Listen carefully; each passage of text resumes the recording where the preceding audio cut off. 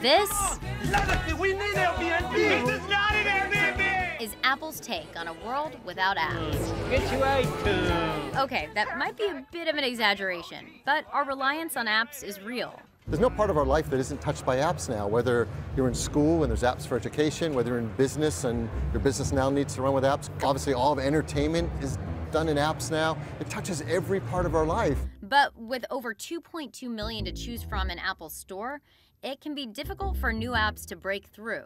That's one of the reasons the App Store is being overhauled this September. Why now this kind of renewed focus on the developer community and apps? About 1 to 2 years ago, we were looking ahead saying the App Store is going to be 9 years old, then eventually coming on 10 years old. You know, does it just stay the way it is? Or are things going to change? And we started listing all the things that we all wish could happen next and decided, wow, to take this all on is going to take a complete redesign. And we decided that's what we're going to do. Apple hopes the redesign will make it easier for developers to succeed. Why, for you, is that community so important? It is this incredibly vibrant community that's incredibly diverse, too. So to meet the people, these young people, these older people who are started new careers just to get in this app business, it's fascinating. One of those developers is Robin Exton, the founder of Her. At Her, we help lesbian, bisexual, and queer people meet each other. We have a mobile app, and it is the core of the business.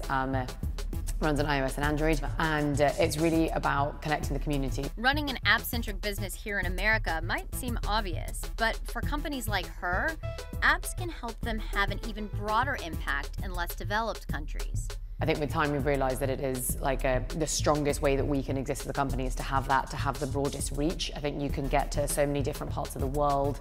People who don't have a gay bar in their village or a way to access other parts of the community, having an app and having that distribution is so beneficial. Developers like Robin have found success targeting specific demographics.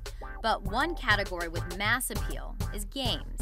They continually dominate the App Store charts. So much so that in the redesign, Apple's given games their own tab to give other apps more exposure. Arash Kashmirian recognized the mobile gaming trend early. He founded Limbic Software in 2009. I think in 2011 we made the game that we're best known for, which is Zombie Gunship.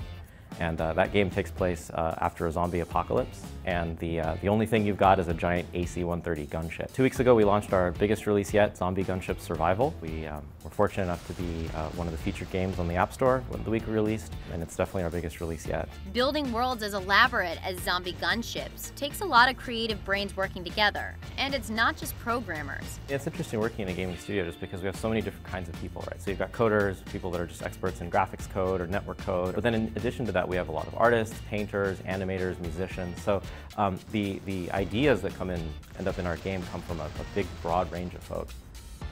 The growth of the app developer economy is, I think, a potential driving force for our whole economy in America and in other countries around the world. Schiller hopes Apple can help the developer economy grow even faster. How do you create schools around the world where you teach young developers to get started and help them? And we've now set up one in Brazil, one in Italy. We've got a new app accelerator we've just opened in India. I think it'll transform everybody's understanding of what technology is today and how it works, what impact it has on all of our businesses.